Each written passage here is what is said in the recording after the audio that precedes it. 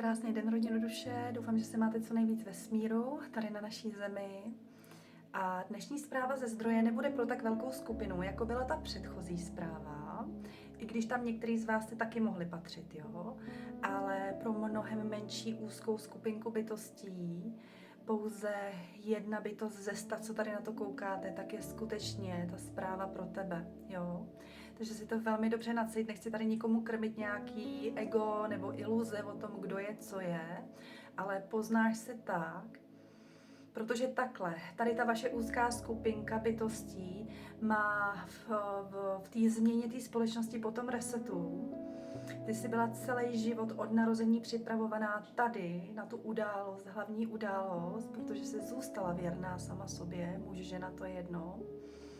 Protože ty budeš držet vlastně tu moudrost a ten mír a to zasvěcení a ty informace pro vzestup dalších vedoucích a světelných bytostí, které budou zvedat celý kolektiv, celou společnost v tom přímým i nepřímým dopadu, tvoje kosmická moudrost, protože ty jsi kosmická probuzená bytost, která tady ví, kdo je, která uzavřela tu vnitřní práci, tak tvoje tvorba a ty tvoje stažení, ty informace ze zdroje, to napojení tvoje čistý bude pomáhat přímo i nepřímo miliony lidí, jo? Nejenom v České a Slovenské republice, takže ty se poznáš tak, já se modlím, aby tady ta zpráva se opravdu dostala k těm, co mají, protože když mi ta zpráva přišla, tak jsem to beru jako velkou odpovědnost a abych tady opravdu popsala všechno. A ty se poznáš tak, že ty jsi od malička, ty to víš, že ty jsi chodila, ty jsi byla v rodině nebo v různých systémových společenstvích, kdekoliv jsi byla, tak si schytávala opravdu velký nepřijetí.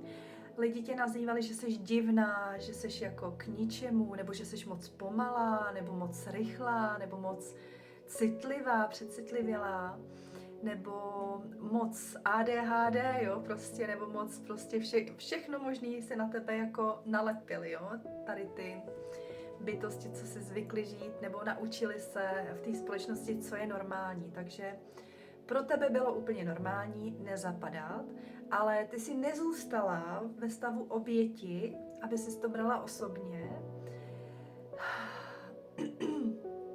a nepropadla si plnému zapomnění.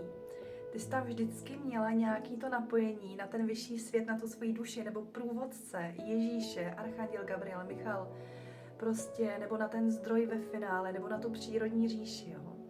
Ale ten duch ti vlastně jako svým způsobem skrz ty druhý lidi, ty jsi se naučila skrz to odmítnutí žít jakoby, nebrat si to osobně a žít jakoby v ústraní a napojovat se právě na ten duchovní svět, na tu hlubší podstatu, jak to tady má být, jo, protože ti z toho nebylo dobře, tak ty si vlastně se hodně spojovala s tou duší a s tím duchovním světem a tam ti posílali v tom ústraní, jsi vlastně vytvořila vnitřní svět, ale ne nějaký odstřižený od reality, právě protože ty si tu pravdu a tu realitu hledala v sobě a u té duchovní podpory, protože si viděla, že to okolí je zmatený, že oni jsou zmatený, že oni žijou, že jsou odpojení od toho svého světla, jo?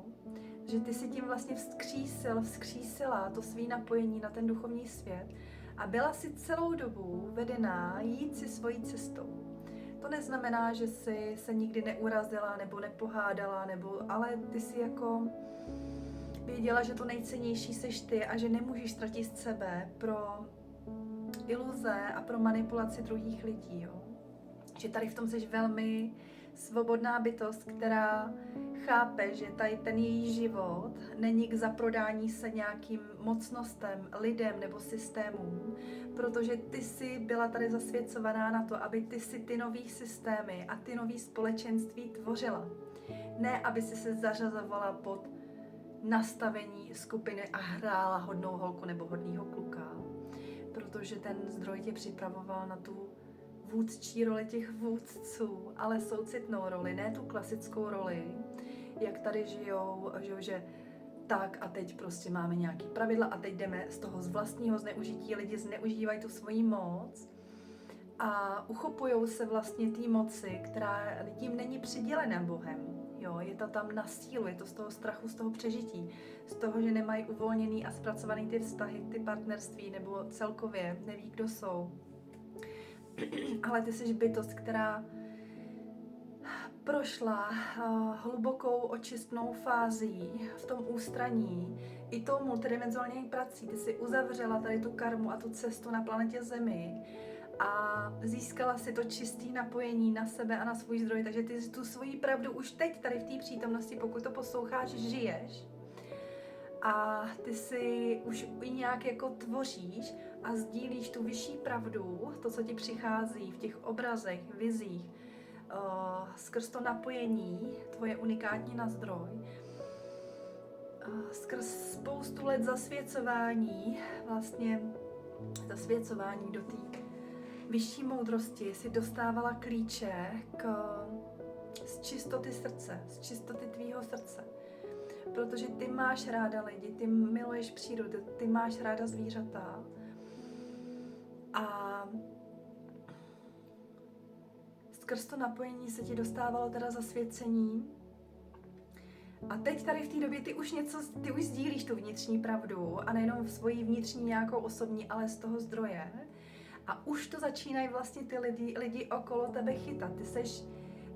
Ty ještě nejsi známá bytost. Ty teprve máš být velmi známá a ovlivňovat i mnohem vlivnější lidi ve společnosti, než seš ty.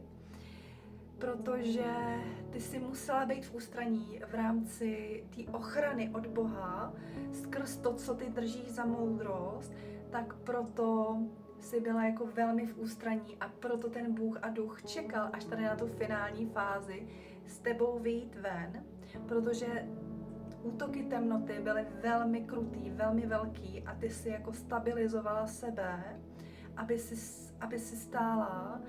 Ty tam nemáš rodinu, ty stojíš za sebe v tom mužském i ženském principu vyrovnaně a ty jakoby takhle. Ta tvoje moudrost už teď ovlivňuje z toho vyvážení, z toho vnitřku. Ne z toho, že chceš kontrolovat moc, nebo tady hrát na úspěch, nebo mít úspěch a sbírat hojnost. Ta tvoje podstata duše je nastavená na přirozenou hojnost a přirozený sbírání hojnosti do svého pole. Z toho, co jsi za člověka a z toho, co předáváš lidem a společnosti, který takhle za tebou, ty máš prostě pokračovat v tom, co sdílíš, protože to z toho vzroste obrovská vlna pro celé lidstvo, jo. Takhle. A teď za tebou už začínají a pokud ještě ne, tak budou chodit i lidi, i bytosti z rodiny nebo z tvýho okolí, který tě i ponižovali, který tě jako nepřijímali v té tvojí autenticitě a v té tvojí esenci, kdo seš, protože jsi nezapadala do jejich fungování, přežití, že jo. Tak i takovýhle lidi za tebou budou chodit a budou chválit tvoji tvorbu, ale tobě už to bude úplně jedno, protože ty jsi přes tu očistnou fázi naučila obracet do sebe, že to nesouvisí s tebou, že ty máš tady, ty jsi naučila nebrat osobně ty projekce těch lidí. Neříkám, že ti to nemrzí, ale ty jsi ve fázi, kdy opravdu ty víš, kdo seš. Ty víš, kdo seš a ty se nenecháš vychylit nějakýma pozitivníma nebo negativníma reakcema. Jo, je ti to tady v té fázi úplně jedno, ty nespadáš do těch traumat už, jo. A pokud tak jenom velmi krátce, jenom a se podívám, kolik máme čas, ještě máme 0,5 minuty, takže a tady v té fázi, takže uděláme část 2, jo, uděláme část 2.